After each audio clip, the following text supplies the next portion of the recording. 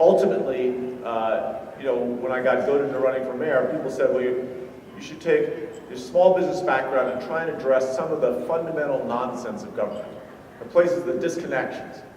And probably the single greatest disconnection we saw was the separation between the school districts and the education of our kids and the community and the rest of the community, right? So not just the mayor's office and city council and city government, but the business community. There didn't seem to be a connection between, or a sufficient connection between what is, I think, without question, the single, most crucial element of delivering a high quality of life, a sustainably high quality of life, right? The education of our kids, and making sure that everyone has some sense of ownership. We started talking, even when I was running for mayor, about how important it was that a mayor be connected with not just the school district, but all the schools in the system. I'll guarantee you, well, I can't guarantee you, but I'll argue that there's never been a candidate for governor who has spent more time with teachers, who spent more time with parents of students, and more time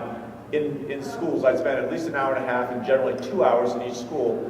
Part of it with the principal. Generally, we try to get some parents together, and then especially getting the teachers together, just hear what were some of the issues. And that experience of hearing kind of on the ground floor, on the ground level, the issues and concerns around education was profoundly influencing, and it allowed us to recognize that we needed kind of revolutionary changes in the system. But we are lucky in the state to have a number of legislators, and I would hold up Terrence Carroll as probably at the top of that list, who are willing to put their political futures at risk to make sure that we could have a wide array of innovation and experimentation in our approaches to education. We were able to look at how do we create a system and really reward best practices and begin to use all the different educational approaches as a way of improving the entire system.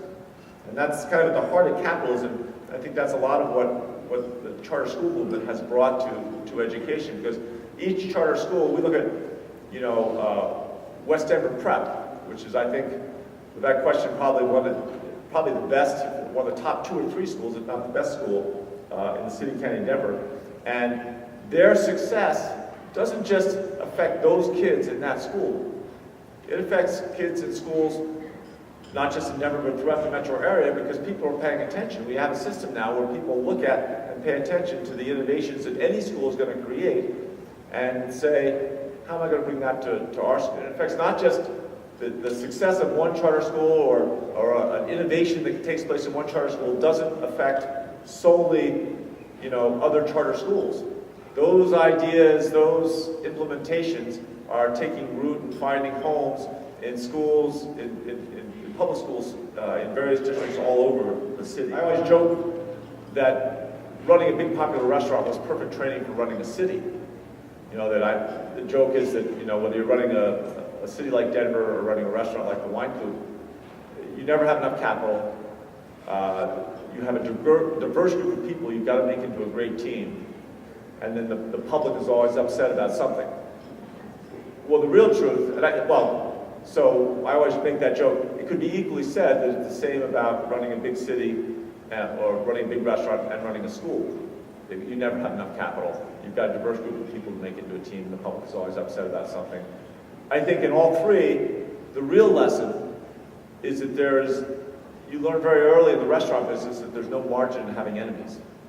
And I think that's the great thing, that the successful charter schools, their reach goes beyond just the students and their families, but they bring their community into the school and into the processes of innovation. And they have businesses and nonprofits, various civic leaders that are all invested and end up feeling some sense of ownership in that enterprise, in that school.